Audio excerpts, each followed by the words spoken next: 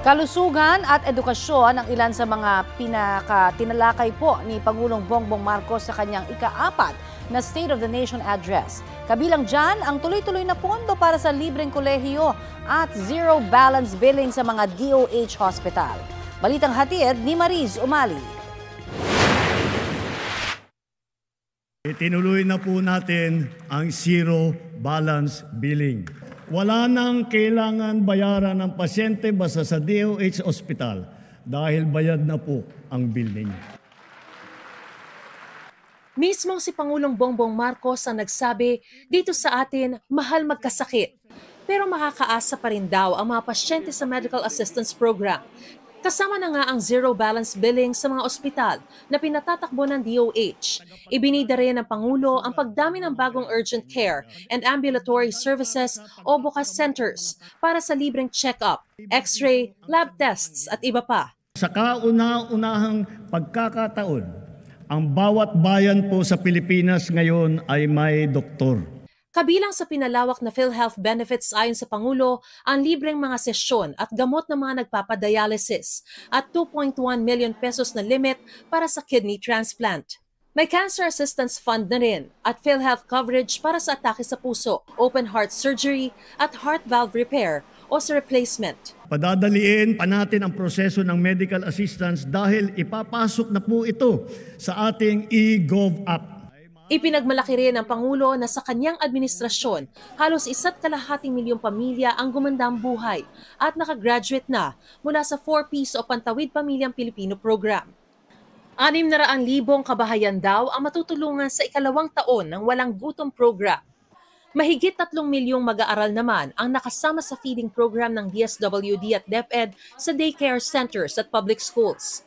Sa susunod na taon, sa tulong ng karagdagang 1 bilyong pisong pondo, pararamihin pa ng DSWD ang bilang ng mga batang mabibigyan ng masustansyang pagkain. Alam naman natin, basta't may laman ang tiyan, may laman ang isipan. Ipinunto naman ng Pangulo na sa lahat ng pinahahalagahan ng kanyang administrasyon, nasarurok pa rin ang edukasyon. Ngayong taon, sinimulan na natin ang Academic Recovery and Accessible Learning o ARAL program at pinalalakas din natin ang Early Childhood Care and Development. Naglaan tayo ng 1 bilyon para makapagtayo ng mahigit 300 Barangay Child Development Center at Bulilit Center sa buong bansa. Pinaspasan na raw ang pagbabakuna sa mga bata at babantayan pati kanilang mental health. Tututukan din ang kalusugan ng mga guro sa bagong lunsad na Yakap Caravan. May libreng check-up at lab tests katulad ng cancer screening para sa kanila, pati na libreng gamot. 22,000 silid-aralan na rin daw ang nabuksan. Katuwang ng pribadong sektor, sisikapin nating madadagdagan pa ng 40,000 silid-aralan bago matapos itong administrasyon.